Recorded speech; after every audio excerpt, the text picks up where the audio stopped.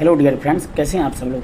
Revision गुरु 07 channel पर एक बार फिर से आप सबका स्वागत है। मैं रोहित कुमार आपका इस चैनल पर स्वागत करता हूं। और जैसा कि मैं इनसे पहले आप सबको बता दूं कि मैं TRE 1, TRE 2 और TRE 3 के जितने भी एग्ज़ाम हुए हैं, इसमें आपको 1 to 5 के हो या 6 to 8 के हो या 9, 10 के हो या फिर 11, 12 से रिलेटेड जो भी क्वेश्चन हैं उनके ओरिजिनल क्वेश्चन पेपर का मैं डिस्कशन का सीरीज चालू किया था, जिसे मैं कंटिन्यू कर रहा हूँ। और इससे पहले मैं 2 वीडियो बना चुका हूँ TRE 1 से रिलेटेड। आपको 2 वीडियो मैं डाल चुका हूँ, जो कि आपको इस वीडियो के डिस्क्रिप्शन बॉक्स में आपको मिल जाएंगे। और उस वीडियो को अगर आपने नहीं देखा है तो आप उसे देख सकते हैं। वो ओरिजिनल क्वेश्चन पेपर के माध्यम से इसमें डिस्कस किया हुआ है। तो आपको अगर प्रीवियस ईयर क्वेश्चन पेपर को देखना है टीचर्स के एग्ज़ाम को, तो आप इस चैनल के माध्यम से आसानी से उसे देख सकते हैं और उनके आंसर्स को भी आप देख सकते हैं इस वीडियो के माध्यम से हमारे इस चैनल पर जुड़ करके। अगर आप हमारे इस रिविजन गुरु 07 चैनल को सब्सक्राइब नहीं किए हैं तो आप सब्सक्राइब कर सकते हैं और बेल आइकन को दबा सकते हैं, ताकि समय समय पर आपको नोटिफिकेशन मिलती रहेगी। और मैं इस सीरीज़ को अब कंटिन्यू कर रहा हूँ और ये लगातार आपको सीरीज़ चलती रहेगी, तो आपको इनसे बहुत ज़्यादा बेनिफिट हो सकते हैं, मुझे ये उम्मीद है। तो अगर आपको वीडियो पसंद आए तो ज़रूर हमारे इस वीडियो को लाइक करें और इस चैनल को सब्सक्राइब कर लें, ताकि आपको समय समय पर इसका नोटिफिकेशन मिलता रहे। तो चलिए हम लोग जो है, ये आप देख सकते हैं, ये जो क्वेश्चन है TRE 1 के क्वेश्चन है। जो TRE 1 में क्वेश्चन पूछे गए थे, उसमें GS पेपर मैं डिस्कस कर चुका हूँ, जिसमें 40 क्वेश्चन थे। और इसके अलावा हिस्ट्री के मैं सब्जेक्ट हिस्ट्री को डिस्कस किया हूँ। और हिस्ट्री और ज्योग्राफी अगर आपका कॉम्बिनेशन बनता है तो उनके लिए वो सब्जेक्ट काफ़ी इंपॉर्टेंट है। और मैं ज्योग्राफी अभी जो मैं डिस्कस करने जा रहा हूँ, आपको ज्योग्राफी का पेपर डिस्कस करने जा रहा हूँ, क्योंकि हिस्ट्री का मैं डिस्कस कर चुका हूँ। तो मैं डिस्क्रिप्शन बॉक्स में उनका लिंक पेस्ट कर दिया हूँ, आप उन्हें भी देख सकते हैं अगर नहीं देखे हैं तो चलिए हम लोग स्टार्ट करते हैं ज्योग्राफी के पेपर को। तो डियर फ्रेंड्स, जैसा कि आप सभी देख सकते हैं कि ये आपका ज्योग्राफी का पेपर है। और ज्योग्राफी का जो है, मैं 40 क्वेश्चन आपके बीच में डिस्कस करने वाला हूँ। ये TRE 1 के क्वेश्चन हैं, ओरिजिनल क्वेश्चन पेपर है, उनके माध्यम से मैं डिस्कस करने जा रहा हूँ। तो आप देख सकते हैं इसमें जो सबसे पहला क्वेश्चन, आपको मैं थोड़ा जूम कर देता हूँ। ज्योग्राफी का पहला क्वेश्चन इसमें है कि भारत में असुरक्षित प्रजाति हैं।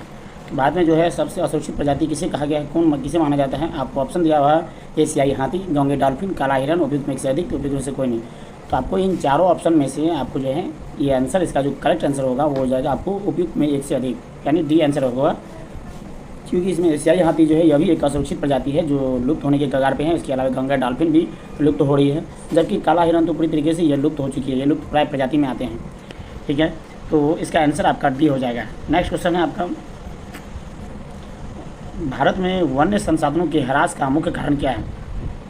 तो भारत में वन संसाधनों के ह्रास का मुख्य कारण की बात करें, इसमें ह्रास के मुख्य कारण क्या है। ऑप्शन दिया हुआ आपको कृषि का विस्तार, रेल, वैज्ञानिक वानिकी, उपयुक्त में से अधिक या उपयुक्त में से कोई नहीं।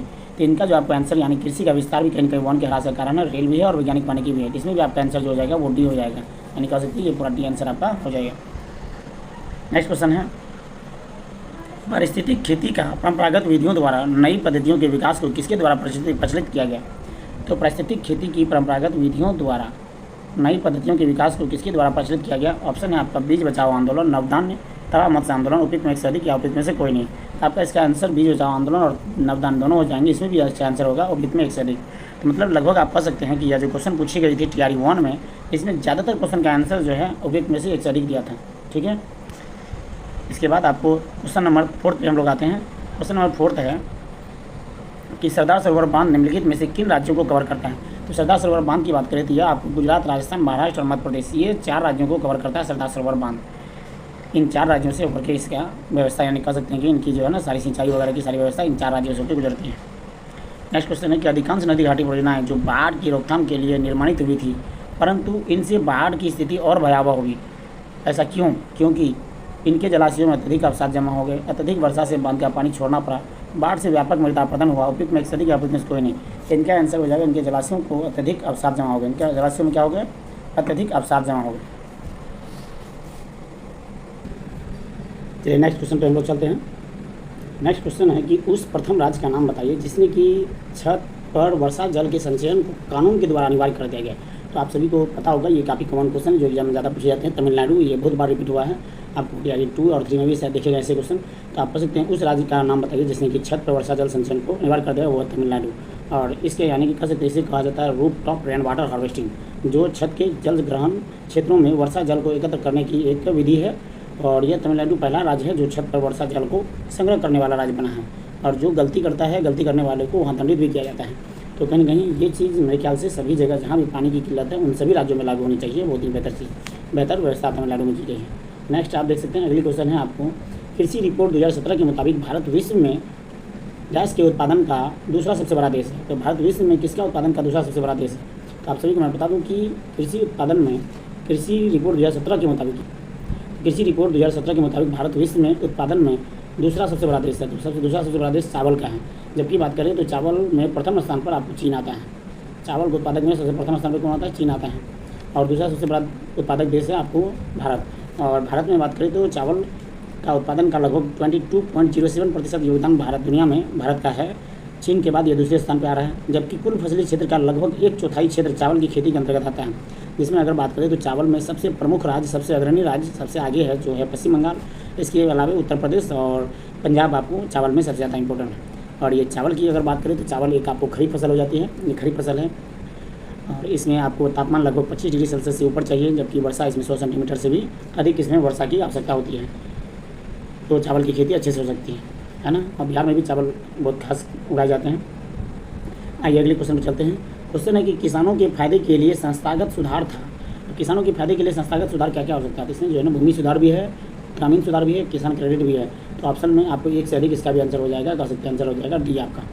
ठीक है, नेक्स्ट क्वेश्चन पे चलते हैं हम लोग। चलिए अगली क्वेश्चन है आपको, झारखंड का कोडरमा निम्नलिखित में से किस खनिज के लिए प्रमुख उत्पादक है? तो आपको बताना चाहिए कि झारखंड का जो कोडरमा है ये सबसे ज़्यादा खनिज उत्पादन के लिए सबसे अगर प्रमुख है तो वो है अभ्रक। यहाँ पे अभ्रक सबसे ज़्यादा अग्रणी है, या फिर कह सकते हैं खनिज उत्पादक में प्रमुख स्थान है अभ्रक का झारखंड के कोडरमा में। इससे जुड़ी हुई कुछ और खास बातें मैं बता दूं कि आपको जो यहाँ पे दिया हुआ झारखंड का कोडरमा जिला ये अभ्रक का प्रमुख उत्पादक है। और अभ्रक बेल्ट को पहले बिहार अभ्रक बेल्ट के नाम से पहले जाना जाता था। जबकि इसकी औसत चौड़ाई 25 किलोमीटर है और इसका कवरेज 160 किलोमीटर को कवर करता है। यह बेल्ट पश्चिम में गया जिले के गुरपा से लेकर आप कह सकते हैं कि नवादा तक यह फैला हुआ है। झारखंड में अभ्रक प्राप्ति स्थलों पर कोडरमा के अलावा हजारीबाग और गिरिडीह ये दोनों शामिल है। तो अभ्रक खास करके कह सकते हैं जो मुख्य रूप से पहले बिहार का भी बेल्ट के रूप में जाना जाता था। अभ्रक को भारत का एकमात्र उद्योग जो आत्मनिर्भर एवं मूल्य श्रृंखला में पूर्ण है। भारत का एकमात्र उद्योग जो आत्मनिर्भर है और मूल्य श्रृंखला में पूर्ण है। तो इसमें से आप किसके उद्योग के बारे में बात की जा रही है? ऑप्शन है लौह एवं इस्पात उद्योग, कपड़ा उद्योग, चीनी उद्योग, उपयुक्त में से एक से अधिक या उपयुक्त में से कोई नहीं। तो 10 नंबर का जो आपका आंसर हो जाएगा ये हो जाएगा कपड़ा उद्योग में भारत आत्मनिर्भर है। वो ये सबसे ज़्यादा होती है क्योंकि कपास की खेती भारत में बहुत ज़्यादा फेमस है। कपास की खेती में भारत अग्रणी है। तो कह सकते हैं कि कपास कपड़ा उद्योग के बारे में अगर बात करें तो यह अर्थव्यवस्था में प्रमुख स्थान भारत की अर्थव्यवस्था में प्रमुख स्थान कपड़ा उत्पादन का है कह सकते हैं। और क्योंकि यह एक औद्योगिक उत्पादन, रोजगार सृजन और विदेशी मुद्रा आय में महत्वपूर्ण योगदान रखता है। यह देश का एकमात्र उद्योग है जो मूल्य श्रृंखला यानी कच्चे माल से लेकर उच्चतम मूल्यवर्धित उत्पादों तक आत्मनिर्भर है।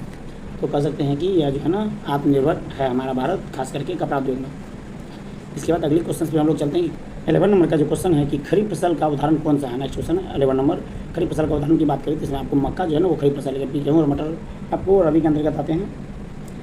खरीफ फसल आपको मक्का हो जाएंगे। और खरीफ फसल बात करें तो मौसम के आधार पर 3 प्रकार की फसल होती है। एक खरीफ होती है, एक खरीफ फसल होती है, एक रबी होती है और एक जायद फसल होती है जो ग्रीष्म ऋतु में बोई जाने वाली फसल होती है, इसे जायद फसल कहते हैं।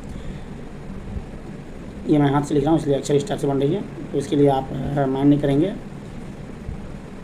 मैं बात कर रहा था कि खरीफ फसल, रबी फसल और जायद फसल ये मौसम के आधार पर होते हैं। और जब मानसून की शुरुआत होती है तो उस समय खरीफ फसल बोना शुरू हो जाता है।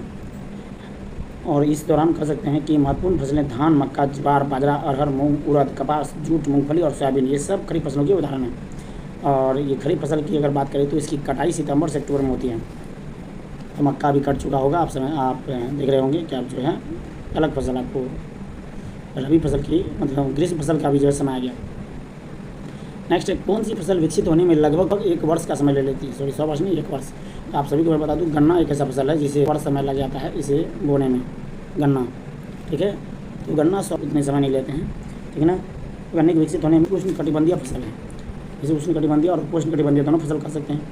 और 21 डिग्री सेल्सियस से लेकर के 27 डिग्री तापमान तक 75 से 100 डिग्री सेल्सियस वर्षा इनके लिए होना अनिवार्य है। तो अगला क्वेश्चन बहुत ही मज़ेदार क्वेश्चन कर सकते हैं। ये क्वेश्चन आपको कि राष्ट्रीय राजमार्ग किसके द्वारा बिछाए या निर्मित किए जाते हैं? तो आप सभी देख सकते हैं राष्ट्रीय राजमार्ग का मतलब हुआ NH। राष्ट्रीय राजमार्ग का मतलब क्या हुआ आपका NH, यानी कि ये NH नेशनल हाईवे की बात की जा रही है कि राष्ट्रीय राजमार्ग किसके द्वारा बिछाए जाते हैं। तो राष्ट्रीय राजमार्ग की बात करें तो ऑप्शन दिया है केंद्रीय लोक निर्माण आयोग। तो ये CPWD इसके द्वारा ही राष्ट्रीय निर्माण आयोग बिछाए जाते हैं। यानी इसको कह सकते हैं कि राष्ट्रीय राजमार्ग NH देश का जो है दूरतम क्षेत्र हैं, आप दूरतम भागों को जोड़ते हैं, ये प्राथमिक सड़क प्रणालियाँ हैं। और राष्ट्रीय राजमार्ग के निर्माण के रखरखाव के लिए बात करें तो इसे CPWD ही इनके निर्माण के कार्य करते हैं, क्योंकि यह राष्ट्रीय स्तर पे होते हैं, राष्ट्रीय स्तर पे राजमार्ग का निर्माण करते हैं, यानी कि देश को एक दूसरे से जोड़ने का काम करते हैं।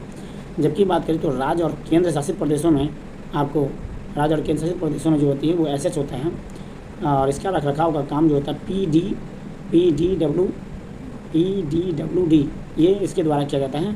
आप कह सकते हैं PWD के द्वारा कह सकते हैं कि वो किया जाता है आपको राज्य और केंद्र शासित प्रदेशों में, इनके द्वारा वो जो है ना राज्य और केंद्र शासित प्रदेशों में राजमार्ग का प्राधिकरण काम किया जाता है। नेक्स्ट क्वेश्चन पे हम लोग चलते हैं। वार्षिक रिपोर्ट 2016-17 के अनुसार देख सकते हैं कि 2016-17 की रिपोर्ट पूछा गया इसमें। 2016-17 के अनुसार भारत का विश्व में पर्यटन में किस स्थान पर था? तो भारत पर्यटन के नाम पर पर्यटन में चौथे स्थान पर हुआ करता था एक रिपोर्ट के मुताबिक, वार्षिक रिपोर्ट 2016-17 के मुताबिक। हालांकि बहुत सारे रिपोर्ट आते हैं, सबका अलग अलग होता है, लेकिन इसमें एक रिपोर्ट के मुताबिक सबसे बेहतर जो था ये एक रिपोर्ट थी जिसमें कि चौथे स्थान पर भारत को दिखाया गया था पर्यटन के मामले में। ठीक है, ये 2016 की घटना है, 2016 की अकॉर्डिंग। जबकि 2021 में सकल घरेलू उत्पाद में पर्यटन को के योगदान के मामले में भारत को 6वें स्थान पर दिखाया था 2021 में। अब 2025 के रिपोर्ट के अकॉर्डिंग देखें तो भारत इधर बीच में कोरोना काल में तो भारत की पर्यटन के मामले में स्थिति में काफ़ी ज़्यादा गिरावट आई थी, जबकि अब थोड़ी सुधार आ रही है, अभी 39वें स्थान पर है। जबकि कोरोना काल में काफ़ी ज़्यादा ये 50 से भी ऊपर स्थान पर चले गए थे पर्यटन के मामले में भारत। आइए नेक्स्ट क्वेश्चन पे चलते हैं हम लोग कि जलोढ़ मिट्टी को उसकी आयु के आधार पर वर्गीकृत किया जाता है। आइए नेक्स्ट क्वेश्चन को हम लोग देखते हैं कि जलोढ़ मिट्टी को उसकी आयु के आधार पर वर्गीकृत किया जाता है। नई जलोढ़ मिट्टी को क्या नाम दिया गया है? तो जो नई जलोढ़ मिट्टी होती है, आप सभी को मैं बता दूँ कि नवीन जलोढ़ मिट्टी को हम लोग खादर कहते हैं, नवीन को, और जो पुरानी जलोढ़ मिट्टी होती है उसे बांगर कहा जाता है। पुरानी को बांगर, नवीन को खादर, है ना। तो यहाँ बात हो रही है कि नवीन जलोढ़ मिट्टी को क्या कहा जाता है, तो इसका आंसर हो जाएगा आपको खादर होती है। ठीक है, तो इसके बारे में मैं कुछ खास बात बता दूं कि जो जलोढ़ मिट्टी होती है खादर, वो नई जलोढ़ मिट्टी और होती है, हर साल बाढ़ से जमा होती है तथा महीन गाद जमा करके मिट्टी को समृद्ध बनाती है। जबकि बांगर की बात करें तो पुरानी जलोढ़ का प्रतिनिधित्व करता है, जो कि बाढ़ के मैदानों में से दूर जमा होती है।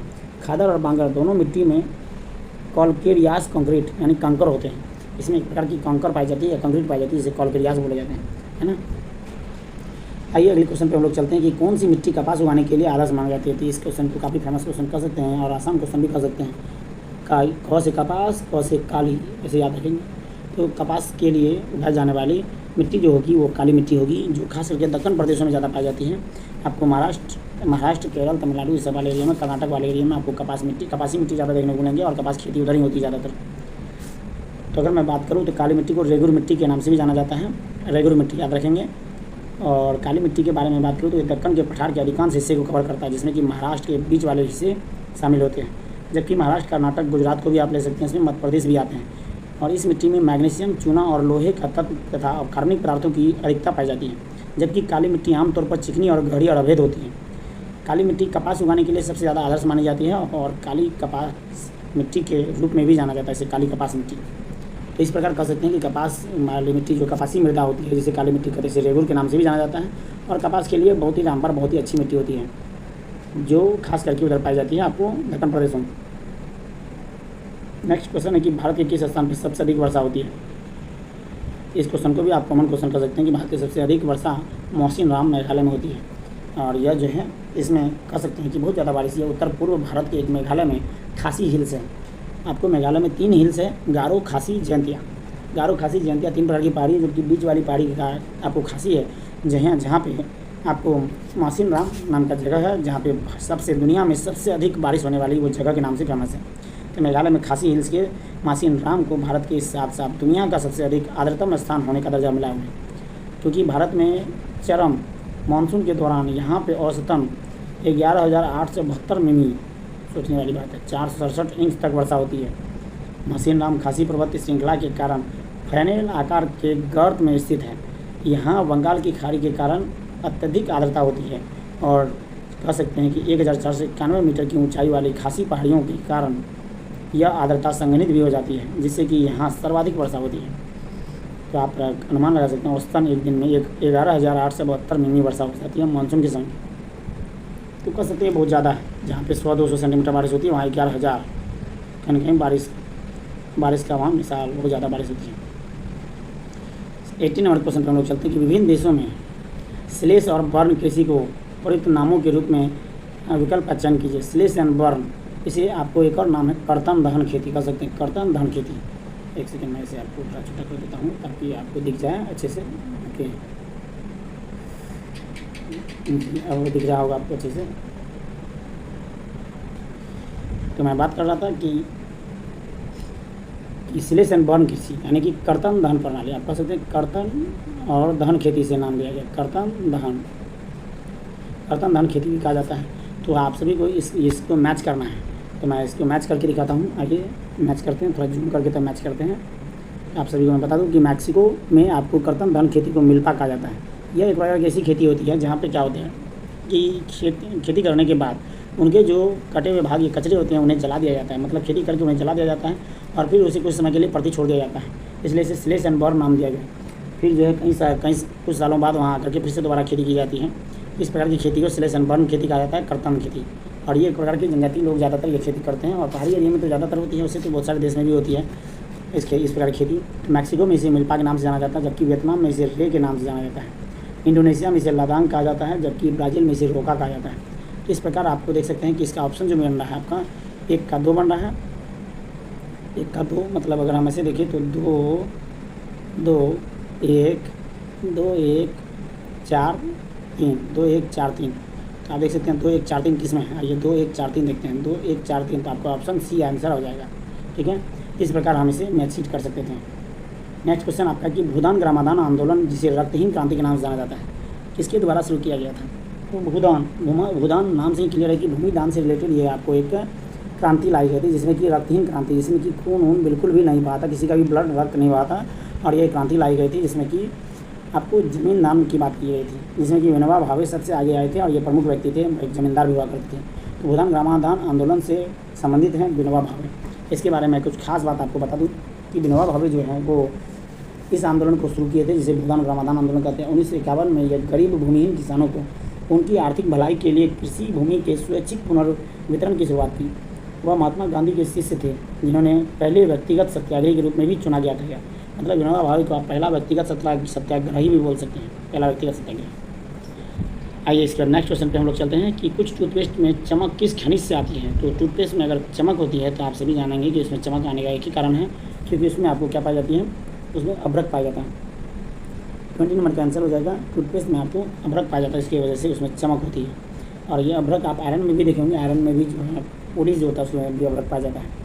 तो इसकी बात करें तो इसमें अपघर्षक खनिजों जैसे कि सिलिका, चूना, पत्थर, एल्यूमिनियम ऑक्साइड और विभिन्न फॉस्फेट खनिजों का उपयोग किया जाता है।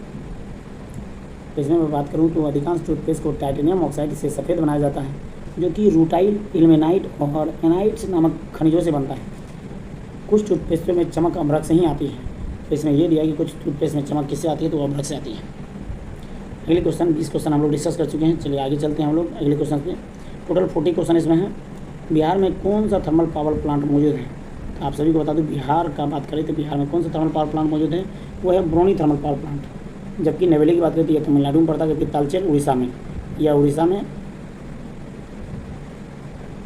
और ये आपको तमिलनाडु में।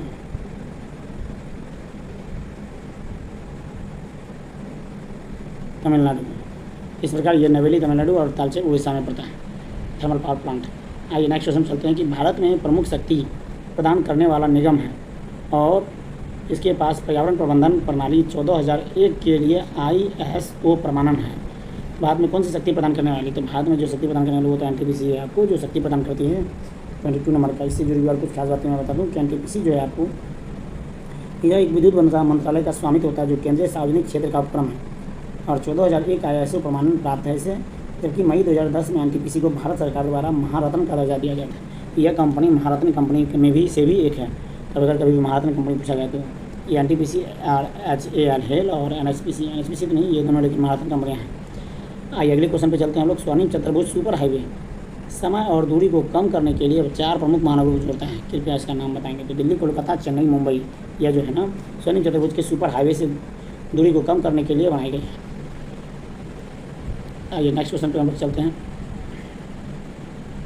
क्वेश्चन निम्नलिखित में कौन सा बंदरगाह आज़ादी के बाद सबसे पहले बनाया गया था? तो आज़ादी के बाद सबसे पहले कांडला बंदरगाह बनाया गया था। इनसे जुड़ी हुई मैं कुछ खास बातें बता दूँ कि भारत में का जब विभाजन हो रहा था तो कराची बंदरगाह पाकिस्तान में चले जाने के बाद भारत में एक समस्या पैदा हो गई थी, क्योंकि कराची मेन पोर्ट हुआ करता था।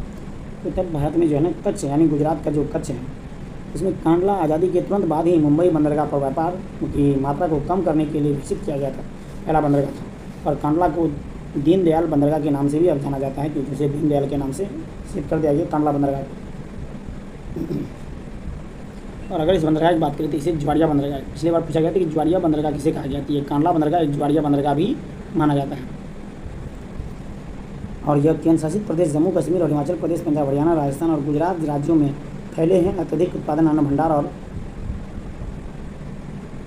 मतलब कह सकते हैं इस बंदरगाह का जो है ना क्षेत्र जो है जहाँ से इसकी में माल आया जाया करते हैं, ये सब बहुत सारे क्षेत्र है जहाँ पर इसका फैले हुए और ये सभी को सुविधाजनक प्रबंधन मुहैया कराता है कांडला बंदरगाह।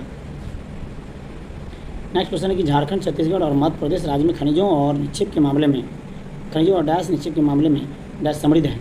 झारखंड, छत्तीसगढ़ और मध्य प्रदेश राज्य में खनिजों और डैश निक्षेप के मामले में समृद्ध है। तो ऑप्शन है कोयला, सोना, सिलिकॉन। तो ऑप्शन 25 नंबर का जो आपका आंसर हो जाएगा वो होगा एक, यानी कोयला के मामले में झारखंड, छत्तीसगढ़ और मध्य प्रदेश खनिज और कोयला के निक्षेप के मामले में सबसे ज़्यादा समृद्ध है। जबकि इनसे जुड़ी हुई कुछ खास बातें मैं बता दूँ आपको कि झारखंड, छत्तीसगढ़ और मध्य प्रदेश प्रचुर मात्रा में खनिज और कोयला का भंडार है। भारत में लगभग 80% कोयला भंडार बिटुमिनस प्रकार का है। 80% आपको कौन सा है? तो वो है बिटुमिनस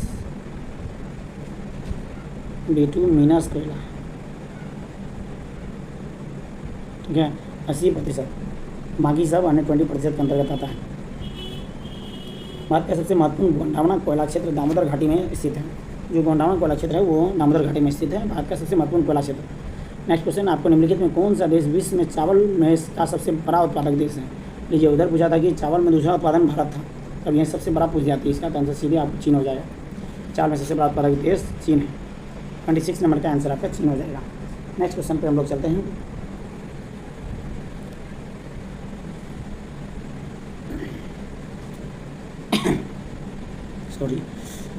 नेक्स्ट क्वेश्चन है आपको कि भारत में राष्ट्रीय वन नीति किस वर्ष लागू की गई थी? भारत में राष्ट्रीय वन नीति की बात करें तो वो किस वर्ष लागू की गई थी? 1952, 1963, 1978। 27 नंबर का आपका आंसर हो जाएगा। 1952 में भारत में राष्ट्रीय वन नीति लागू की गई थी, 1952 में। जबकि 1952 की बात करें तो आपको भारत सरकार ने एक राष्ट्रव्यापी वन संरक्षण नीति बनाने का प्रस्ताव रखा और 1952 में एक वन नीति अपनाई थी, जिसे 1988 में संशोधित किया गया था। 1952 में ये नीति अपनाई गई, 1988 में इसे संशोधित किया गया। 1952 की वन नीति की सिफारिश की गई थी, जिसमें कि यह फिक्स किया गया था कि 33% वन क्षेत्र किसी भी राज्य के लिए फिक्स होना चाहिए। 33% वन क्षेत्र एकदम जरूरी है किसी भी राज्य के सही रूप से संचालन हेतु। 33%। नेक्स्ट क्वेश्चन है कि एल्यूमिनियम किस कच्चे माल से निकाला जाता है? बात करें तो एल्यूमिनियम का है बॉक्साइट। एल्यूमिनियम बॉक्साइट से ही निकाला जाता है। 28 नंबर का आपका आंसर हो जाएगा 3। अगले क्वेश्चन पर चलते हैं हम लोग। गोबी मरुस्थल कहाँ है? बात करें तो गोबी मरुस्थल कहाँ है? गोबी मरुस्थल आपको जो है ना यह रेगिस्तान में है। गोबी मरुस्थल आपको चीन का एक क्षेत्र है, चीन में है। कहाँ? ये चीन में है गोबी मरुस्थल। और गोबी रेगिस्तान बेसिन दक्षिणी मंगोलिया और उत्तर पश्चिमी चीन में स्थित है। यह क्षेत्र महाद्वीप जलवायु और लंबी ठंडी सर्दियों वाला एक ठंडा रेगिस्तान है। आइए अगले क्वेश्चन पर चलते हैं हम लोग कि सीन नदी किस नगर से होकर बहती है? तो सीन नदी की बात करती है, यह आपको लंदन में टेम्स नदी है, जबकि पेरिस में सीन नदी है। ये आपको सीन नदी की बात करें तो एक ऑप्शन है आपको फ्रांस की राजधानी पेरिस में सीन नदी बहती है। आंसर हो जाएगा 2। कह सकते हैं सीन नदी उत्तरी फ्रांस में बहने वाली 777 किलोमीटर लंबी नदी है। ये 777 किलोमीटर लंबी नदी है सीन नदी। इसके बारे में कुछ खास बात बता दूं कि इसकी जो निकासी है, जल निकासी बेसिन है, उत्तरी फ्रांस के अधिकांश हिस्से कवर करता है। जबकि रोम शहर में टीबर नदी सबसे के तट पर स्थित है रोम शहर, और लंदन टेम्स नदी किनारे बसा हुआ है। लंदन की बात करें तो यहाँ टेम्स नदी है, रोम शहर टीबर नदी। इस प्रकार ये सभी नदियाँ हैं। आइए अगले क्वेश्चन पर चलते हैं। विश्व में कच्चे पटसन का प्रमुख उत्पादक है। कच्चा पटवा का सबसे प्रमुख उत्पादक देश अगर कोई है तो वो है सबसे ज़्यादा कह सकते हैं कच्चा बांग्लादेश वैसे तो आगे है। 31 नंबर का आपका आंसर हो जाएगा भारत। कच्चे पटवा पटसन में भारत आगे है, लेकिन भारत कच्चे जूट और जूट के समान सबसे बड़ा उत्पादक है और बांग्लादेश के बाद निर्यातक के रूप में दूसरे स्थान पर आता है। जबकि निर्यातक में सबसे ज़्यादा बांग्लादेश है, लेकिन उत्पादक में भारत का नंबर 1 स्थान है। निर्यातक में बांग्लादेश दूसरा स्थान पर है, जबकि बांग्लादेश पहला स्थान पर, जबकि भारत दूसरा स्थान पर। याद रखेंगे। अगली क्वेश्चन है मोस्ट इंपॉर्टेंट क्वेश्चन, निम्न में से किस भारतीय राज्य में लो अयस्क उपलब्ध नहीं है? कहाँ पे लो अयस्क उपलब्ध नहीं है? तो 32 नंबर का आपका आंसर हो जाएगा नन ऑफ दीज। लो अयस्क तो बिहार में भी है, मध्य प्रदेश में, उड़ीसा में भी। इससे जुड़ी कुछ खास बातें मैं बता दूं कि भारत में पाए जाने वाले लो अयस्क के 2 मुख्य प्रकार के होते हैं, एक हेमेटाइट और मैग्नेटाइट। लो अयस्क के कुल भंडार का लगभग 95% उड़ीसा, झारखंड, छत्तीसगढ़, कर्नाटक, मध्य प्रदेश, गोवा, तेलंगाना, आंध्र प्रदेश और तमिलनाडु राज्यों में फैले हुए, जबकि भागलपुर में, गया और भागलपुर में आपको बिहार में गया और भागलपुर और जमुई जिलों में लो अयस्क के भंडार पाए जाते हैं, जबकि जमुई में मैग्नेटाइट लो अयस्क पाया जाता है और भागलपुर में हेमेटाइट लो अयस्क। भागलपुर में हेमेटाइट, जमुई में मैग्नेटाइट।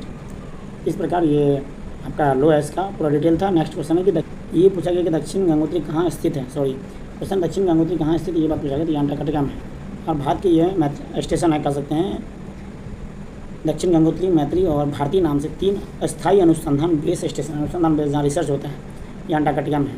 जबकि वर्तमान में भारत के अंटार्कटिका में मैत्री और भारती नाम के 2 परिसंचालन अनुसंधान स्टेशन हैं।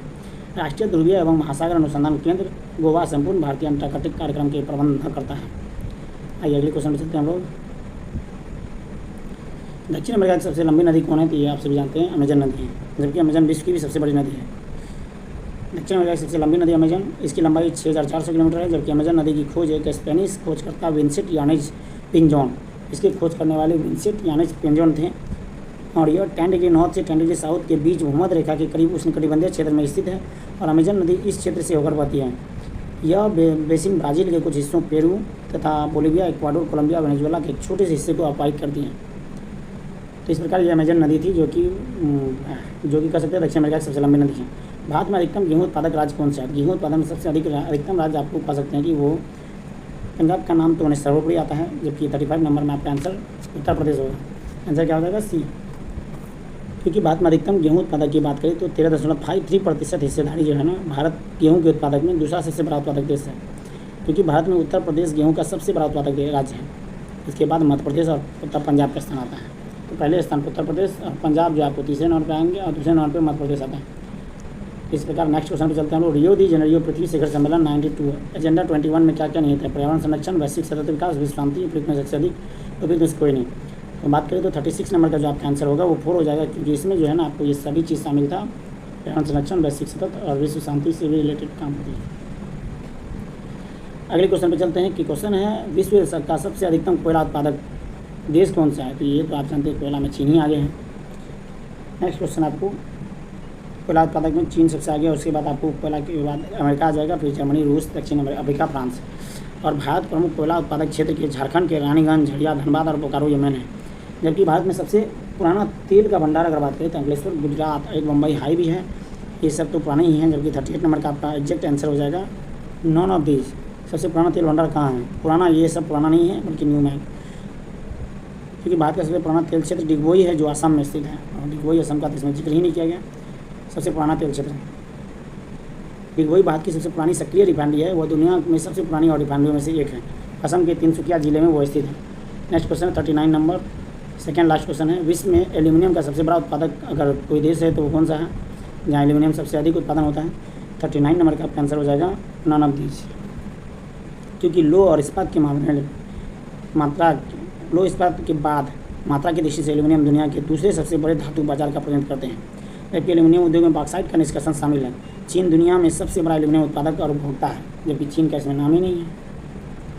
अगली क्वेश्चन है आपको ग्रेट विक्टोरिया मरुस्थल कहाँ है? तो बात करें ग्रेट विक्टोरिया की बात करें तो ये ऑस्ट्रेलिया में है। ठीक है, ऑस्ट्रेलिया के एक बड़ा रेगिस्तान है जो ग्रेट विक्टोरिया है। यह पश्चिमी ऑस्ट्रेलिया और दक्षिण ऑस्ट्रेलिया के बीच में स्थित है। इसका क्षेत्रफल लगभग कह सकते हैं कि 3,48,750 वर्ग किलोमीटर है। ऑस्ट्रेलिया के लगभग 4.5 हिस्से में को यह कवर करता है। तो कह सकते हैं कि ग्रेट विक्टोरिया मरुस्थल आपको ऑस्ट्रेलिया में है। इस प्रकार आपका जो है यह ज्योग्राफी के 40 क्वेश्चन हैं जो कि TRE 1 में पूछे गए थे। अगर आप भी 9th 10th का ये जो है आपको क्वेश्चन TRE 1 के जो थे 9th 10th के सोशल साइंस एंड SST से लिए गए क्वेश्चन थे, और इससे पहले मैं GS पेपर इनका और हिस्ट्री का मैं बना चुका हूँ। तो हिस्ट्री और ज्योग्राफी कॉम्बिनेशन बनता है आपका, तो उनके लिए वीडियो रामबान सिंह होने वाली है। तो आप ज्योग्राफी के इन सभी क्वेश्चन को जरूर देख लेंगे और आप ज़रूर कमेंट सेक्शन में मुझे बताएंगे कि आपको यह वीडियो कैसी लग रही है। अगर इस टाइप के कंटेंट आपको पसंद आ रहे हैं तो मैं इनसे भी बेहतर बनाने का प्रयास करूँगा। आप सभी अपनी राय ज़रूर दें। तो मिलते हैं आपको तब तक के लिए नेक्स्ट वीडियो में। तब तक के लिए धन्यवाद।